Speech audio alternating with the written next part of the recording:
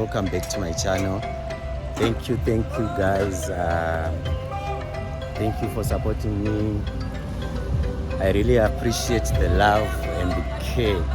If you noticed one thing, makambozona kuti ndakuita matama pandakatanga ndakada but izvozvizvi matama akangotanga kuuya, so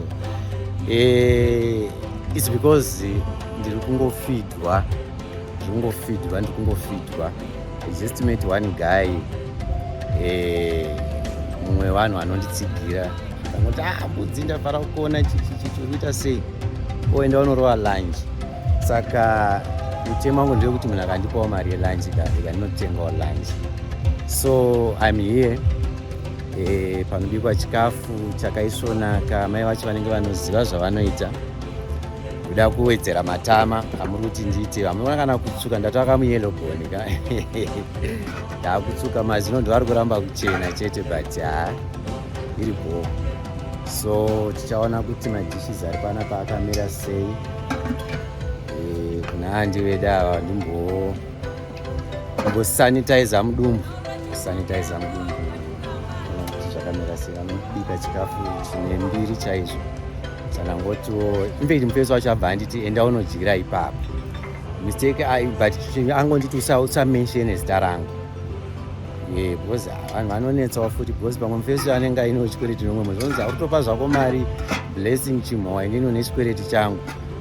Vanhu ndozviita ndoiketa zvangu. So here I am. Regai ndimire 10 yangu. I think pane vanhu vakati wandei. Zvinonaka zvinodiwa nemunhu wese ka rambai muchitumira mari dzedzo guys. Ndauda kusvika pandoda kusvika ndivamadi pandaregedza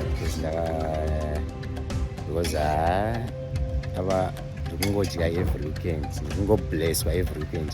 Mwari akuitirei zvakanaka. Regai ndimirire 10 yangu ndakuda kunodhishirwa manje. Alright, vamwe vanoda kubvuma kane kuona irapa mari irapa iyi ndandinorowa nhasi chambowedzera kuti ndiwedzere matama naiya. So thank you my anonymous bro. Rambai muchinditsigira. Aichiregai. Right, mati mune chii nayandi? Pork bones, okay. Roadrunner, okay. Kumusha tano idzi. Matumbo embudzi anenge akamonerwa aya pandakafunga kuti steak and kidney. Okay. Nako bones. Rice rimedove. Mbudzi. Then big bones. Nasi ndisire big bones. Komo mune chikomo. Fushwa munyemba. Hamuna munyemba. Tsunga. Mara ichindisirai sadza rewhite beef bones netsunga.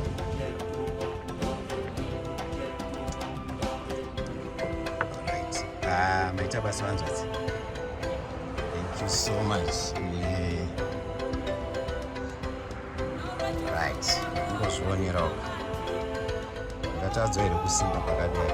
Every time zvingotumirwa mari yenyama nesadza. Simba chete kuda nekusana.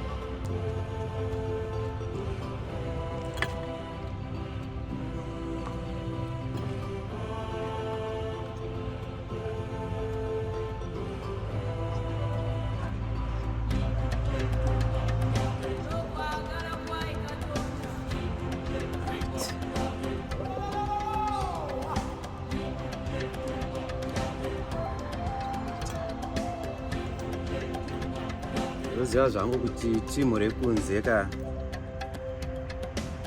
munenge mazvisuwa izvi because kwamuri hakuna, kunenge wakazara fast food.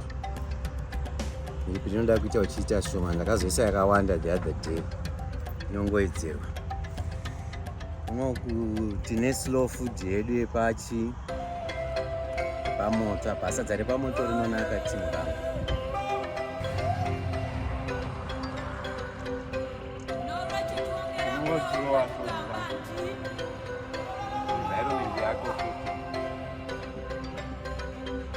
just art, you know.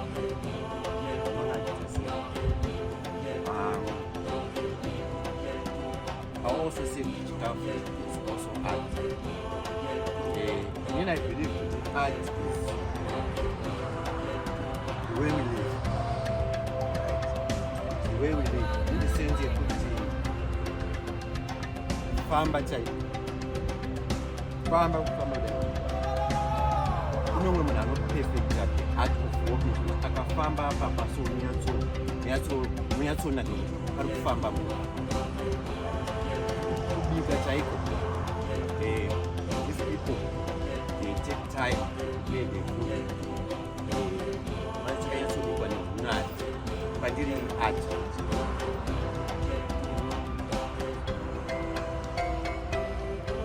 Driver motor type. One driver motor so life, art is life. Life is art.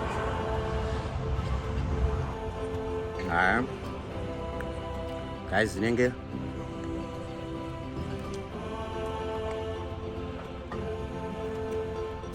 zvaita team. Anonymous buyer, thank you. Guys, ndabada zvangu musakangani kusubscribe, share,